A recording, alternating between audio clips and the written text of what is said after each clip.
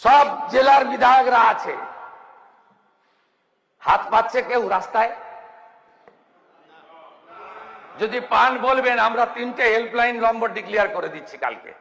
যা যেখানে রাস্তায় হাত পাতবে, আর যদি অবৈধ কোনো চালানের বাইরে কয়লা, বালি, পশু, সুপারি কারোর কাছে কোনো খবর থাকে, একদম সোজা আমরা ডেডিকেটেড নাম্বার আপনাদের দিয়ে দেবো 2-1 দিনের মধ্যে।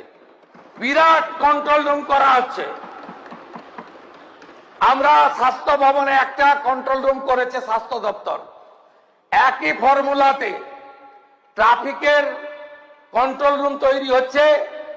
ফারাক্কাতে হাত পাতলে ভবানী ভবনে ডিজি দেখতে পাবে, কালিয়াচকে হাত পাতলে কলকাতাতে আমরা জানতে পারবো। করতে দেব না, নিশ্চিন্ত থাকুন।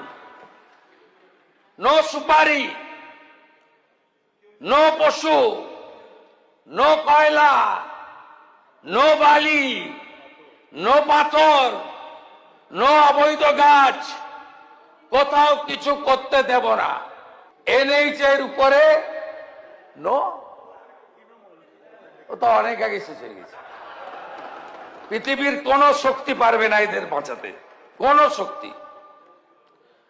আপনাদেরকে বলি, আধুনিক মডার্ন আপনার পুলিশ ফেসিলিটি দেব, ম্যান পাওয়ার বাড়াবো, লজিস্টিক সাপোর্ট বাড়াবো, আর পুলিশের দক্ষতা আনার জন্য ট্রেনিং শুরু হয়ে গেছে। গুজরাটের রক্সা ইউনিভার্সিটি জাতীয় মানের, ইতিমধ্যে কয়েকটা ফেজে আমাদের লোকেরা যাচ্ছে।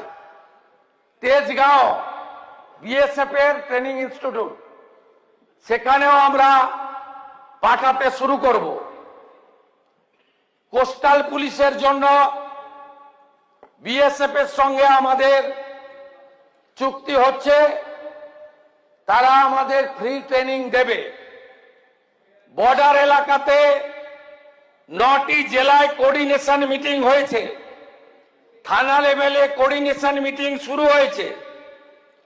প্রায় 200 কিলোমিটার জমি হস্তান্তরিত হয়েছে, বর্ডার ফেন্সিং চালু হয়েছে, 12টি হোল্ডিং স্টেশন তৈরি করা হয়েছে। আগে ছিল গ্রেপ্তার করো, জেলে রাখো, সরকারের ভাত খাওয়াও, সরকারের কাপড় দাও, সরকারের মেডিসিন দাও।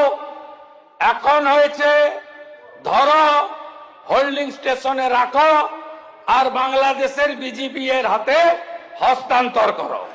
শরণার্থী আশ্রয় পাবে,